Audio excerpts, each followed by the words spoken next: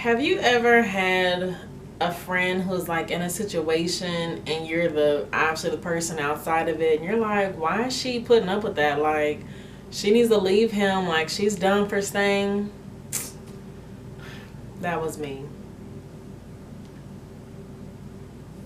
Good morning, good afternoon, good evening, everybody. Thank you so much for clicking this video. Welcome back to all my subscribers. I appreciate you guys for continuing to show me support and love to my channel.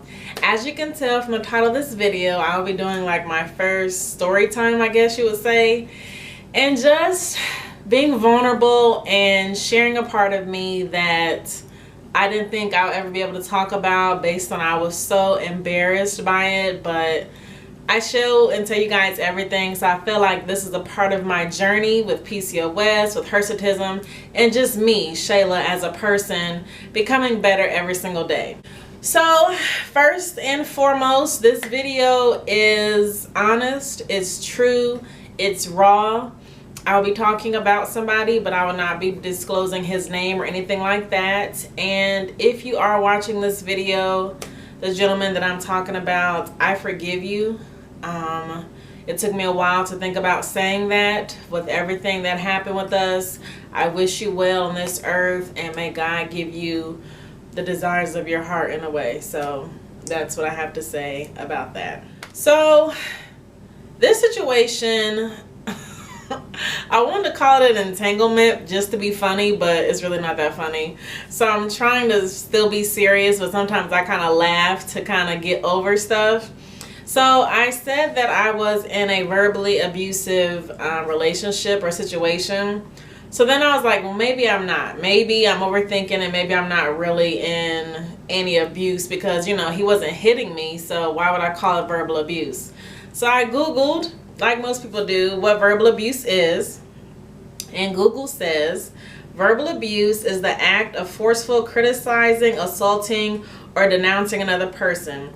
Characterized by underlying anger and hostility, it is a destructive form of communication intended to harm the self-concept of the other person and produce negative emotions. So after I read that, I was like, okay, maybe that could be possibly true. Maybe I was in a verbally abusive relationship. So I'm going to basically tell you guys what happened, and I pray that you guys kind of accept this story. Keep me in your prayers. I was very, very embarrassed to put this up because I know my parents watch my videos, and I feel like it may make me really emotional because my mom, she doesn't know the whole gist of it. My dad has no idea, so it's kind of making me nervous, but I have my wine so I can kind of get through this and just feel like at a relaxed moment so I can just express to you guys what I went through, but how I got through it in a way. So let's start from the beginning. I got out of a situation, like it really wasn't a relationship. I called him my boyfriend, but he didn't call me his girlfriend, so I guess I was like alone in that. So that was like maybe on and off for like 2 years. And then I met this gentleman, and I mentioned this gentleman in my date night with hirsutism prep. Go watch that video if you haven't already. So I met him through a mutual friend, but so the date was great. I mean, we ate seafood and the conversation was good. He was attracted to me, I was attracted to him. Our conversation was honestly just kind of like a boom, boom, boom, boom, boom. Like there really was no pause. Like it was kind of, you know, like good, like for a first date. So after that date, the next weekend was 4th of July weekend, and I invited him to come hang out with some of my friends. So of course, in that video, the date night with hirsutism prep, I waxed, I shaved, like I looked like a newborn baby in the face, and I had on makeup. So he never really saw like my hirsutism at all. Like that was like, yeah. So our first day was a week before 4th of July. And the next week was 4th of July. Of course, I wore makeup again. I invited him over to a friend's house. You know, we kind of had a good time or whatever. And then after that is when kind of, you know, okay, you can come over to my house, I'll go over to your house. kind of got a little more comfortable. So of course I didn't wear makeup, and then keep in mind we're in the middle of a pandemic. So if I wasn't waxing and plucking my face, I wasn't going to go get it done. So I didn't say like, you know, I went over his house with a full beard or a mustache, but of course, you know, he started to see this, like, you know, of course it wasn't covered up with foundation. So one day he was like, I went over his house and I gave him a hug, like a hug. So, you know, when you hug people, if they're the same height as you, they kind of feel, you know, roughness. So he was like, whoa, babe, like, wow, that's, you know, that don't feel right. So I kind of jumped back. I was like, oh, I'm sorry. I mean, okay. He was like, yeah. He was like, I didn't know you had facial hair. So then I'm like, okay, so that means you weren't listening, because on our first date I told you I had PCOS, and I told you to do your research, which you said you did, and I sent you one of my videos, but you know, I'm not gonna whatever. So that kind of made me feel some type of way. So I kind of, you know, like step back, like, okay, I'll just, you know, let that go. All right, yeah, I'm a little rough. Like, you know, I got excited, you know, to see him. So I gave him a hug, and he felt right against my face, and he jumped back. It shocked me when he jumped back, because I felt like I've hugged people before, and nobody jumped, you know, 50 feet as if, you know, I had nails or shackles on my face, and it just scared them half to death. So I just kind of let that slide. So we continued to date, like see each other when, you know, I was in town. As some of you may know, I am a flight attendant. I'm typically gone from home 4 days out the week. So typically I get weekends off, Friday, Saturday, Sunday. I fly Monday through Thursday. He kind of started to express he don't like his woman being gone that often. He likes to come home with his woman every night. I'm like, well, I'm not your woman. We live in 2 different houses, and you knew I had this job when we met, but I'm gonna keep that to myself and let you vent however you feel. So he expressed that. So I understand that, like, that is my life.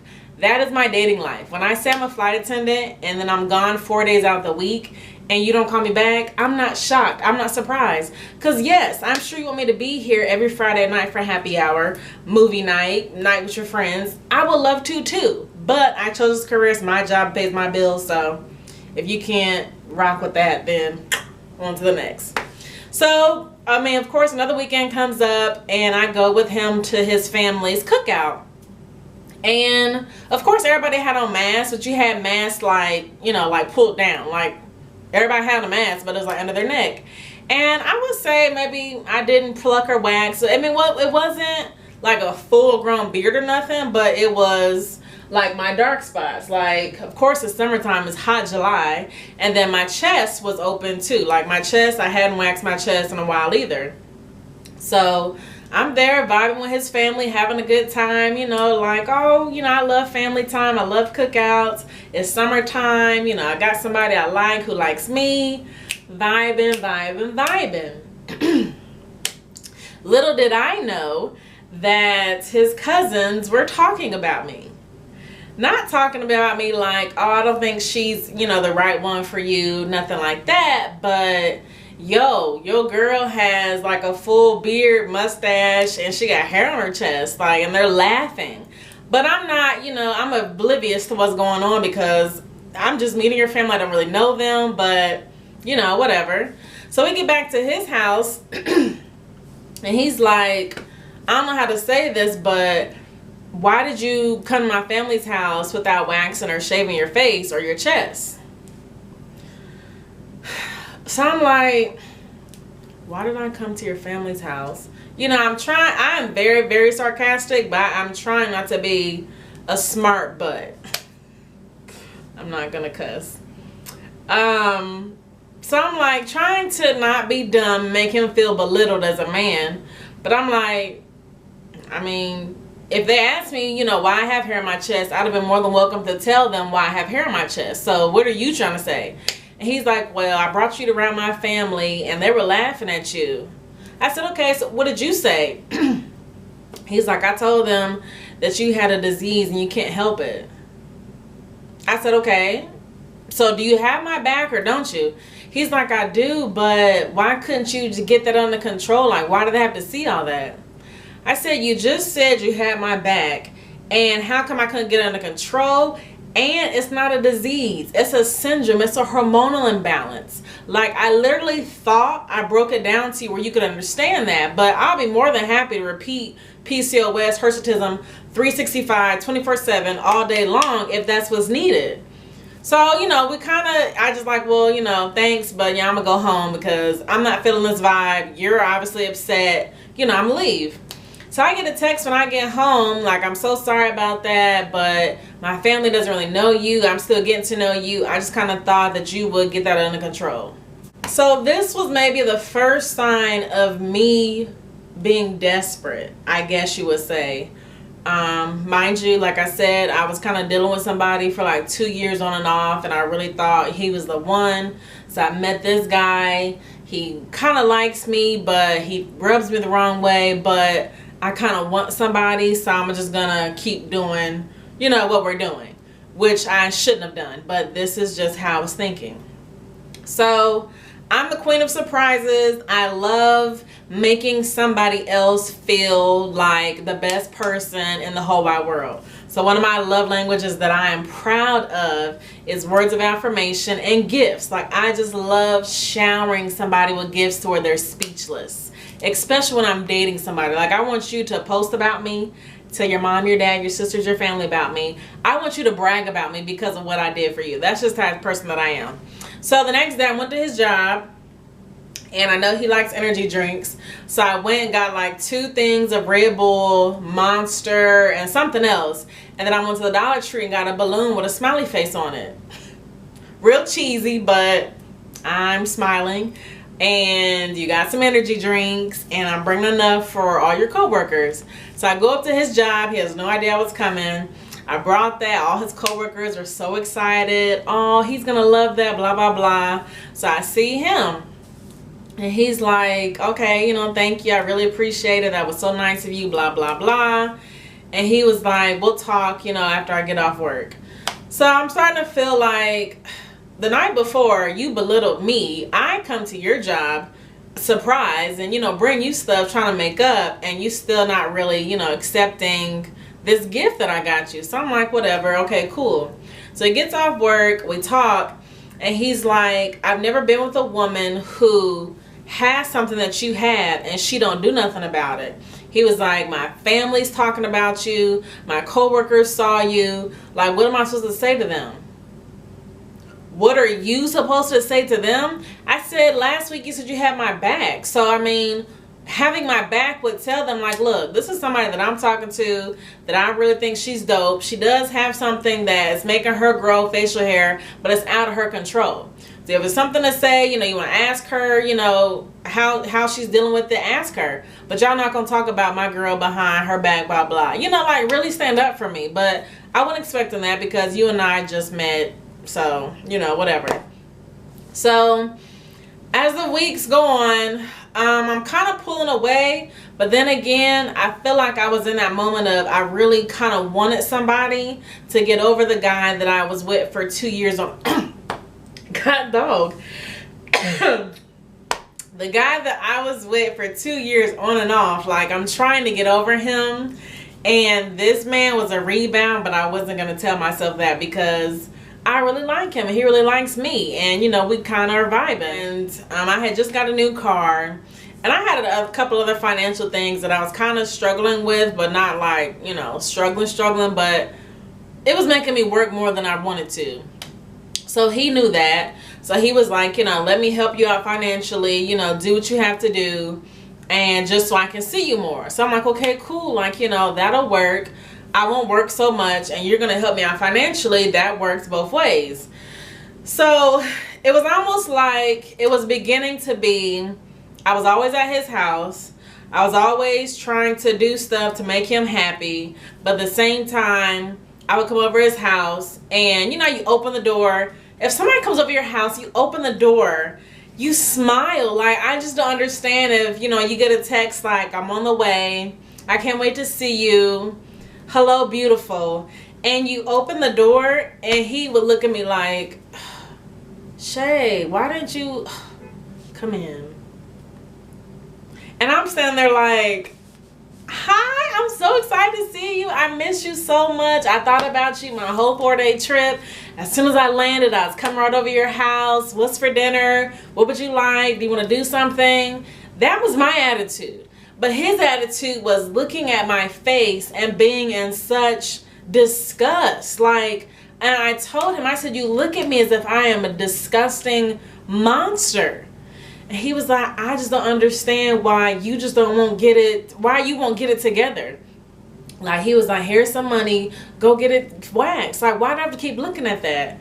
And I said, why do you have to keep looking at that? I said, I wake up every single day and I'm looking at my face. Like, I'm not asking you to stare at it, love it or nothing, but this was part of who I am. Like, in the beginning, it was all honeymoon phase, and now, you know, it's disgusting you.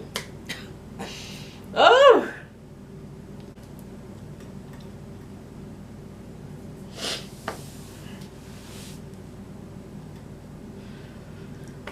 Whew.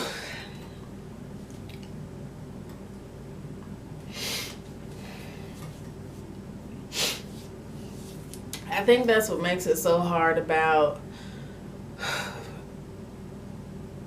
thinking about, you know, when I wake up in the morning, getting out of my bed, there's no lights on, of course, because it's early, knowing that I have to go in the bathroom, turn on the light, and look at myself in the mirror. Of course, you know, do my facial routine, brush my teeth, and continue with my day. But I have to deal with this every single day. So to have somebody that, you know, throws it in my face more than I already can stand, it does something to you. Like, it makes you feel like an ant on the ground. I mean, it makes you feel so belittled. Like, is there, what is that, I'm trying to think of that phrase where it's like, sticks and stones will break my bones, but words will never hurt, or something like that. But words hurt. They really, really hurt and crush your soul. So as I continue to go over this man's house, and I'm feeling like I kind of need to, because he's helping me out financially with stuff that, you know, I kind of needed assistance with, based on, you know, not really working so much and different other things that's going on in my life at that time. I kind of felt like that was me kind of giving back to him. Like, I would sit at his house, I mean, feeling so alone. He's there. He loved my dog, so my dog's right next to me. My mom, she would call me. I would give excuses of why I couldn't really talk. Friends would call me and text me. I wouldn't even talk to them till the next day. Like, I felt like I was feeling alone, so alone that I just felt like I couldn't even understand what was going on. And I'm a grown adult. Like, I am a grown woman who has her own house, her own car, her dog, her career. I have so much going for myself, but I felt like I had to be right there. Like, I felt like because you're doing this for me, I have to sit right here and just take it. But at the time, I wasn't even really feeling, at the time, I couldn't understand what was happening, because it was happening, but I was just taking it because I felt like I kind of had to.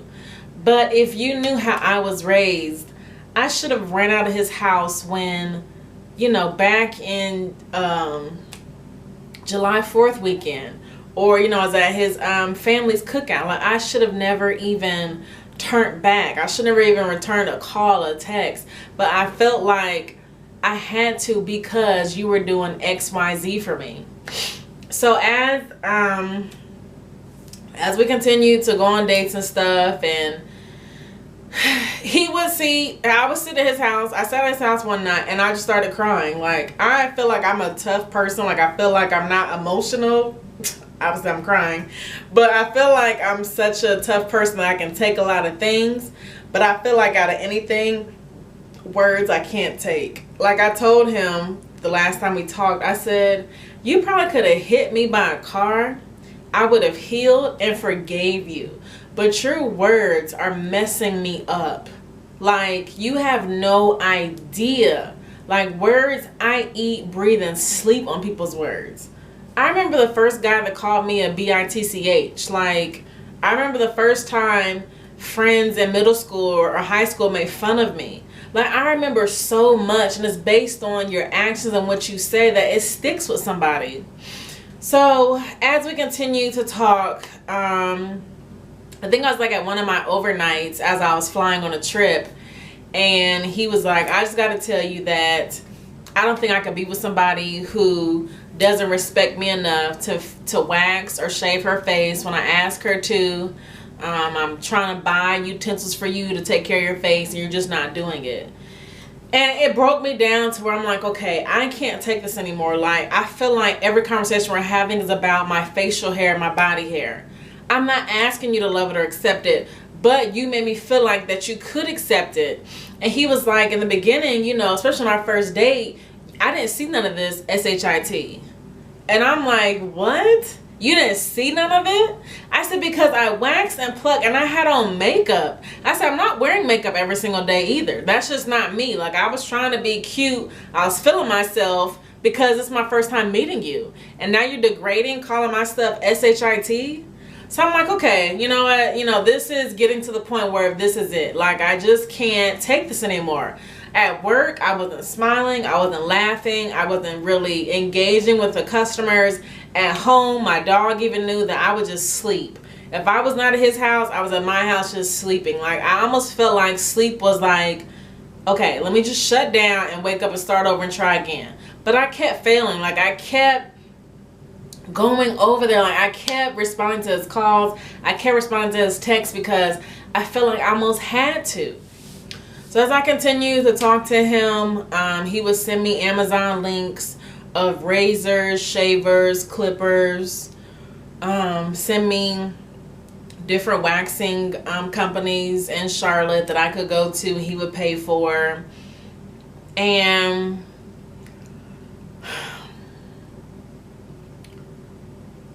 I just honestly, I don't even have the words to almost describe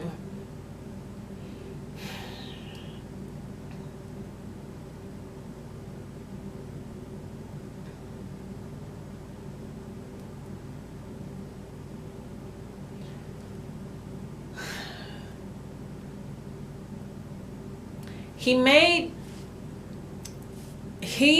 me feel, okay, not him. Let me take that back.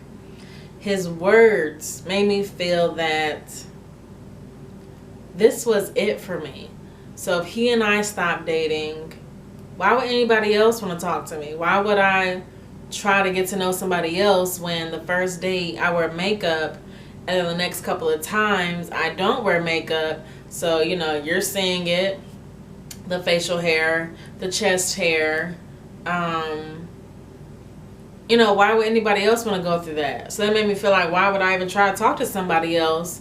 Because, you know, he may act the same way in the beginning and then he may say the same thing.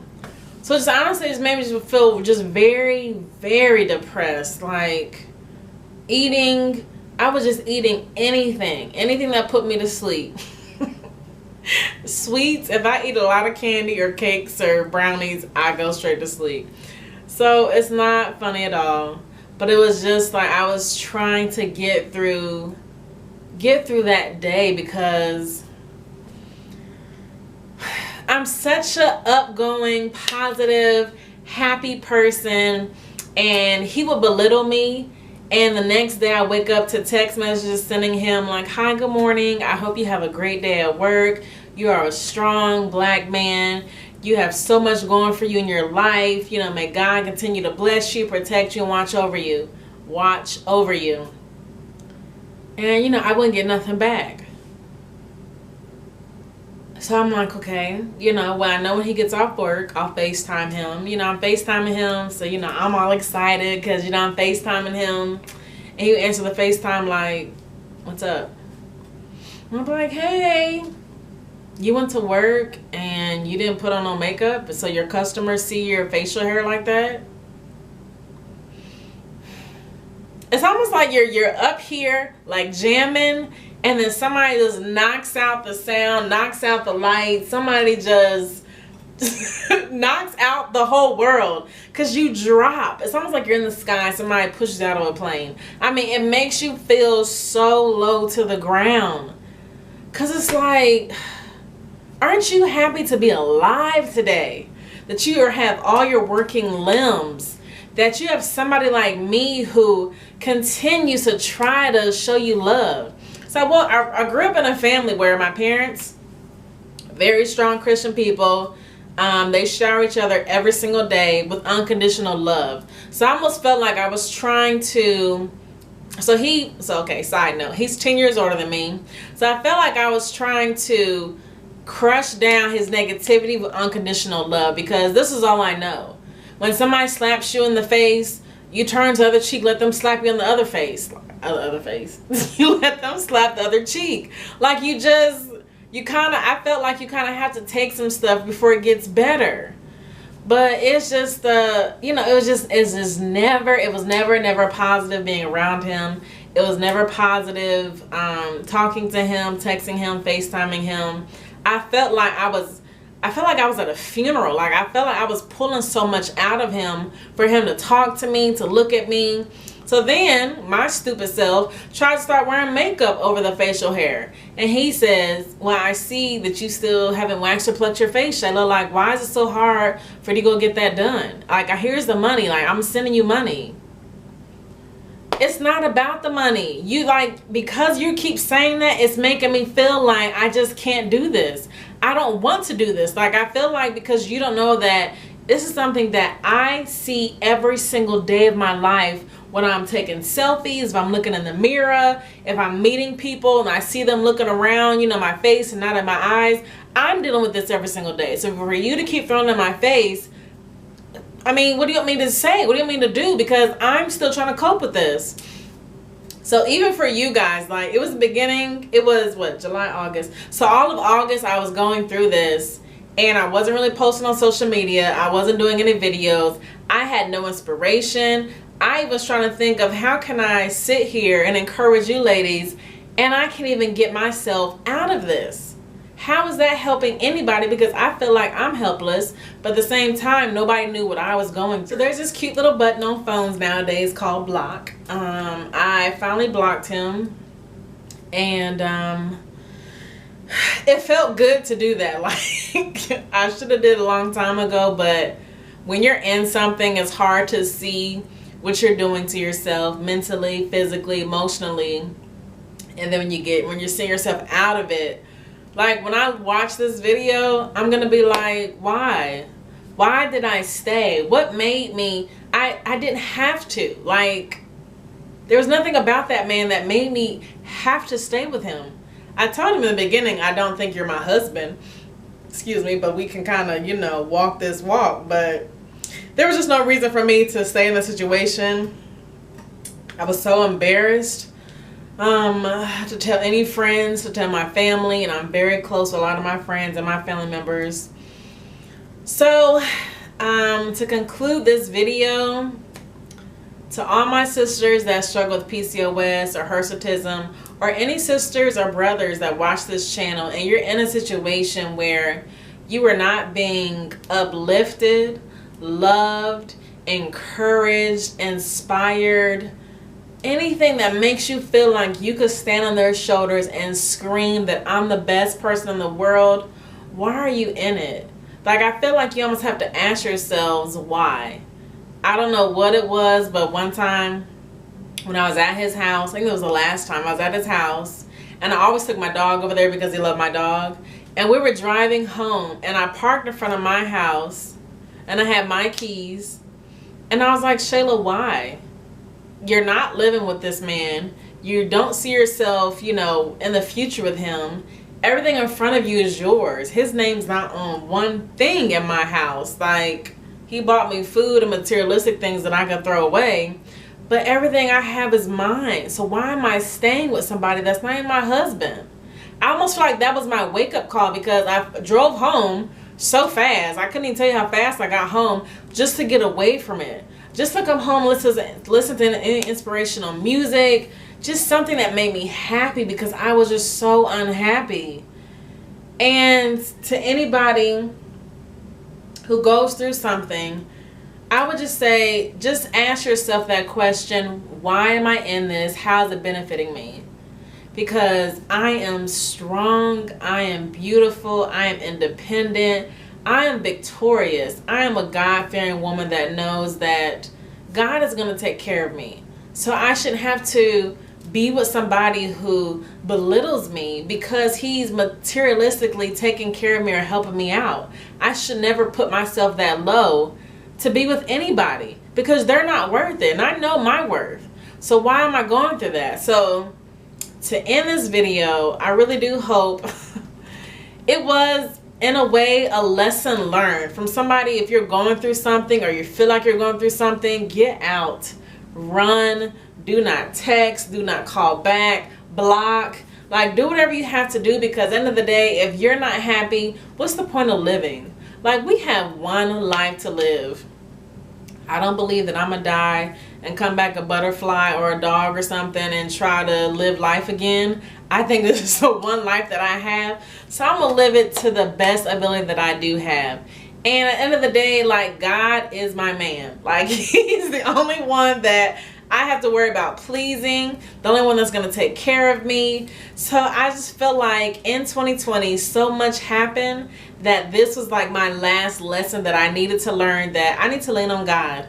I need to ask him for things that I, need, want, would like to have, and just put all my trust in him, because I felt like what I was in, it could have been so much worse than what it was. And thank God that I'm still here. I'm still smiling. He did not really take much from me besides energy and time that I should not have wasted. And I'm just going to keep living my life the way I want to live, because I can't, if nobody else can live my life but me. So I do hope that you guys saw and learned something out of this video. I love you guys so, so much. Like I always say on my Instagram, please keep me in your prayers, because times have been tough. Times have been rough. But at the end of the day, I know that I'm beautiful, that I am uniquely beautiful my own way. And if God wants me to be married, he's going to send me the man that I need in my life. Not somebody I want, somebody I like, or to get over somebody else. Somebody that I need in my life to be there for me, who's going to love every hair follicle on my face, stomach, chest, toes, and nose. They're going to love me. So I love you guys so much. Please do not forget to like, subscribe, and give this video a thumbs up. I will see you guys really, really soon in my next video.